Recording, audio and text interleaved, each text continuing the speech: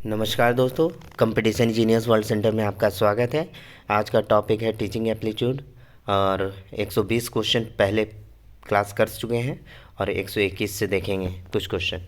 चलिए स्टार्ट करते हैं। 121 में क्वेश्चन में बोल रहा है कि छात्रों में श्रम का महत्व भावना का क्या अर्थ है। पहला, शारीरिक श्रम करने से मान सम्मान नहीं घटता। दूसरा, सभी काम समान रूप से इज्जत वाले हैं, कोई भी काम छोटा या बड़ा नहीं होता। तीसरा, ये सभी। तो यहाँ पर इसका जो राइट आंसर होगा वो होगा आपका ये सभी, यानी कि डी। ठीक है। शिक्षण के लिए ज्ञान, प्रशिक्षण, अनुभव तथा अनुसंधान के अलावा और किस बात की आवश्यकता पड़ती है। पहला, अभिरुचि की। दूसरा, सकारात्मक अभिवृत्ति की। तीसरा, उपयुक्त दोनों की। चौथा, इनमें से कोई नहीं। तो इसका जो राइट आंसर होगा वो होगा सी। सी यानी कि अभिरुचि का भी होना चाहिए और सकारात्मक भी होना चाहिए। चलिए नेक्स्ट क्वेश्चन में देखते हैं।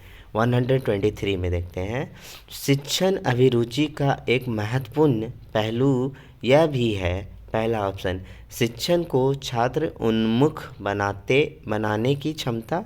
छात्रों की क्रियाशीलता पर अंकुश लगाने की क्षमता। तीसरा, शिक्षण को रोजगार उन्मुख बनाने की क्षमता। और चौथा, ये सभी। तो 123 का आंसर जो होगा वो होगा आपका आंसर ए, शिक्षण के छात्र उन्मुख बनाने की क्षमता, यानी कि ए आंसर होगा। ठीक है। चलिए नेक्स्ट क्वेश्चन में देखते हैं। 124 में, यह शिक्षक में न्याय और निष्पक्षता का गुण ना हो तो इसका क्या परिणाम होता है। पहला, इससे छात्रों का हित नहीं हो पाता। दूसरा, इससे शिक्षक की आत्मा मर जाती है। तीसरा, इससे शिक्षक विश्वास खो देता है और उसमें सम्मान भी नहीं मिलता। चौथा, शिक्षक निरंकुश बन जाता है ना। तो इसका जो राइट आंसर होगा वो होगा आपका सी, यानी कि इससे शिक्षक विश्वास खो देता है और उसे सम्मान भी नहीं मिलता है, यानी कि सी आंसर इसका राइट आंसर होगा। ठीक है। चलिए नेक्स्ट क्वेश्चन में देखते हैं। भारत में प्रौढ़ शिक्षा कार्यक्रम की असफलता का कारण क्या है। पहला, अनुदेशकों एवं अन्य कार्यकर्ताओं की लापरवाही। दूसरा, प्रौढ़ों के लिए किसी अतिरिक्त अभिप्रेरणा की व्यवस्था ना होना। तीसरा, उचित निगरानी का अभाव। चौथा, ये सभी। तो इसका जो राइट आंसर होगा वो होगा ये सभी, यानी कि डी आंसर। ठीक है। चलिए, स्कूलों में नैतिक शिक्षा दिए जाने के संबंध में आपका क्या विचार है। पहला, स्कूल में नैतिक शिक्षा अवश्य दी जानी चाहिए। दूसरा, इस प्रकार शिक्षा को अध्यापक को अपने व्यवहार द्वारा देना चाहिए। तीसरा, इस शिक्षा को स्कूलों में देने की कोई आवश्यकता नहीं है। चौथा, ये सभी। तो इसका जो राइट आंसर होगा वो होगा ए, स्कूल में नैतिक शिक्षा अवश्य देनी चाहिए, यानी कि ए।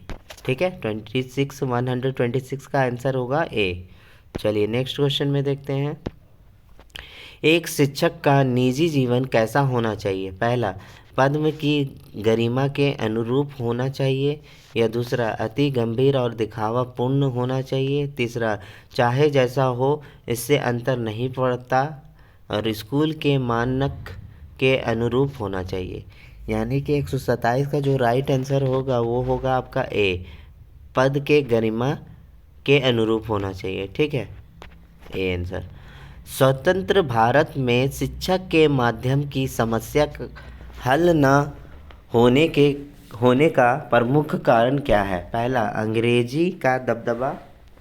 दूसरा, भारत का एक बहुभाषीय देश होना। तीसरा, भारत की राजनीति। चौथा, इनमें से कोई नहीं। इसका जो राइट आंसर होगा वो होगा आपका बी आंसर होगा, यानी कि भारत का एक बहुभाषीय देश होना। चलिए नेक्स्ट क्वेश्चन में देखते हैं। शिक्षक का माध्यम ऐसी भाषा को बनाना चाहिए जिस पर, पहला आंसर ऑप्शन है, जिस पर जन साधारण का आधिपत्य हो। दूसरा, जिसमें अच्छा सादृश्य उपलब्ध हो। तीसरा, जो समृद्ध हो। चौथा, जो बाद में नौकरी के लिए उपयोगी हो। जिसका जो राइट आंसर होगा वो होगा आपका, जिस पर जन साधारण आधिपत्य हो। ए आंसर, ठीक है। जीवन में सफलता प्राप्त करने के लिए आवश्यक है, पहला, भाग्य का अनुकूल होना। दूसरा, प्रतिकूल परिस्थितियों में भी अपने आप को ढाल लेना और परिश्रम से ना भागना। तीसरा, अ- अवसर प्राप्त करने की क्षमता का होना। चौथा, ये सभी। तो इसका जो राइट आंसर होगा वो होगा बी, प्रतिकूल परिस्थितियों में भी अपने आप को ढाल लेना और परिश्रम से ना भागना। ठीक है, इसका राइट आंसर बी है। तो उम्मीद करते हैं कि वीडियो पसंद आया होगा, तो प्लीज़ लाइक करें, शेयर करें एंड सब्सक्राइब करना ना भूलें, ताकि आपको नोटिफिकेशन के ज़रिए आपको बीएड एंट्रेंस एग्ज़ाम 2024 का आपकी तैयारी हो, टीचिंग एप्टीट्यूड। Thank you.